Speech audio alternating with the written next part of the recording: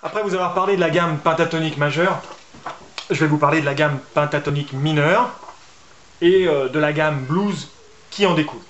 Alors, la gamme pentatonique mineure est échafaudée comme la pentatonique majeure, à savoir elle est composée de 5 notes, mais avec des intervalles un petit peu différents entre les notes. À savoir, j'ai toujours ma tonique, mais là après j'ai une tierce bémol, c'est-à-dire séparée de la tonique d'un ton et demi, puis entre cette tierce bémol et la quarte, j'ai un ton, entre la quarte et la quinte, j'ai également un ton, entre la quinte et une septième bémol, j'ai un ton et demi. Voilà, auquel il y a lieu d'ajouter à ma pentatonique mineure la blue note qui va transformer cette gamme pentatonique mineure en une gamme blues. Cette blue note, elle se trouve entre la quarte et la quinte à un intervalle d'un demi-ton par rapport à chacune de ces notes. C'est donc une quinte bémol, c'est notre blue note. Alors, je vous ai expliqué dans la vidéo sur la pentatonique majeure que la pentatonique mineure est très bien adaptée au blues parce que justement il y avait cette blue note dans cette gamme pentatonique mineure auquel on a ajouté notre blue note. Et puis je vous ai aussi dit que l'harmonica en seconde position se prêtait bien à notre jeu blues. Donc voyons voir pourquoi. Alors, si je place ces notes sur un harmonica en do pour jouer en sol, donc cette pentatonique mineure en sol avec sa blue note, ça nous donnera sol, si bémol, do, do dièse qui va correspondre, ou ré bémol qui va correspondre à la blue note, ré et fa. Alors, sur l'harmonica, donc toujours pareil, les notes aspirées en haut, les notes soufflées en bas. Le 1 trait correspond à une altération d'un demi-ton, 2 traits correspond à l'altération d'un ton. Et on s'aperçoit que notre pentatonique mineure additionnée de la blue note, qui nous donne donc une gamme blues, notre blue note, c'est la 4 altérée d'un demi-ton. Et c'est ce qui fait toute la couleur de l'harmonica blues, si je puis dire. Puisque cette 4 altérée d'un demi-ton va un peu s'apparenter à un bend à la guitare. C'est-à-dire qu'on va aller chercher une note en la faisant pleurer, en la faisant glisser sur son altération.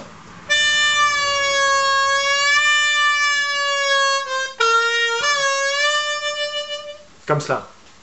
Ok, c'est ce qui, d'une part, justifie pleinement l'utilisation de cette seconde position sur une grille de blues. La première raison étant qu'on a les 3 accords du blues disponibles sur notre harmonica diatonique. Mais ça, c'est une autre histoire qu'on verra prochainement, je l'espère.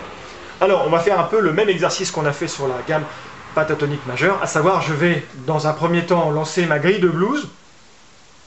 Je vais jouer cette gamme pentatonique mineure, cette gamme blues en fait, hein, entre le trou 2 et le trou 5, en la montant quelques fois. Puis après, je vais utiliser les autres notes disponibles. Alors on s'aperçoit bien sûr que cette gamme, elle n'est complète qu'entre le trou 2 et le trou 5, mais que pratiquement toute la longueur de l'harmonica va nous servir parce qu'il y a des brides de gamme dans ces notes entre le trou 6 et le trou 10, et entre le trou 1 et le trou 2 altéré d'un ton. Donc on va utiliser toute la longueur de l'harmonica, puis par le jeu des aménagements et des combinaisons entre les notes, on va donner de l'inspiration, on va donner de la personnalité à notre impro sur notre grille de blues en sol. Ok, donc comme pour la vidéo sur la penta majeure, je lance la grille, je joue, puis après je vous laisse jouer dessus, je rejoue et je vous relaisse jouer dessus. Donc bon courage à ceux qui découvrent cette gamme pentatonique mineure et gamme blues, et puis bon courage aussi à ceux qui révisent. Voilà, alors on y va, 3, 4.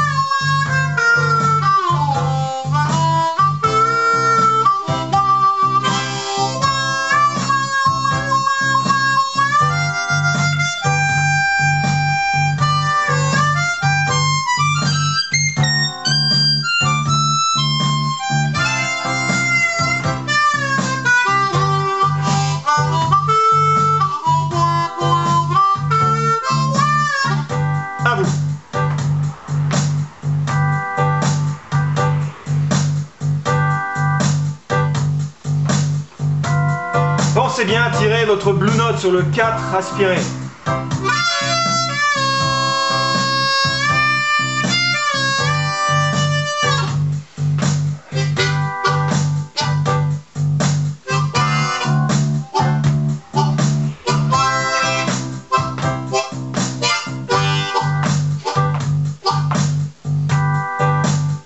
Encore une fois.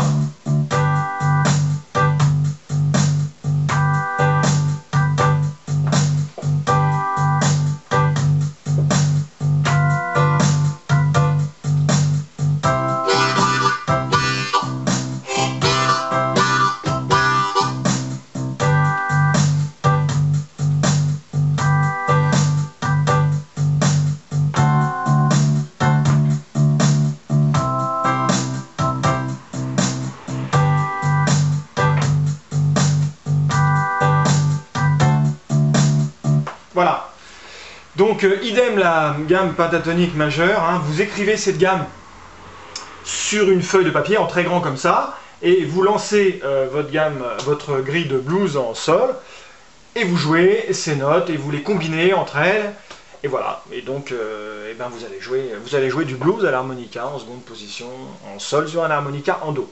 Alors pour ceux qui seraient un peu plus aguerris et qui voudraient expérimenter un petit peu autre chose, je vous recommande de prendre donc ces deux gammes, pentatonique majeure et pentatonique mineure, et de voir que finalement elles se complètent plus ou moins, et vous pouvez mixer, comme le font certains grands joueurs d'harmonica, et comme le font la plupart aussi des guitaristes et des musiciens de blues, c'est-à-dire que vous pouvez mixer les gammes pentatoniques majeures avec la gamme pentatonique mineure, c'est-à-dire compléter un petit peu votre gamme mineure, s'il vous semble qu'une note sonnerait bien, par exemple la 5 soufflée, qu'il n'y ait pas dans la penta mineure, rien ne vous interdit de la prendre de la gamme majeure et de l'inclure dans votre solo. Okay, donc combinez un peu ces deux gammes, expérimentez, explorez, laissez partir encore une fois votre imagination, virevoltez sur l'harmonica, et puis laissez parler surtout votre inspiration et extériorisez vos émotions.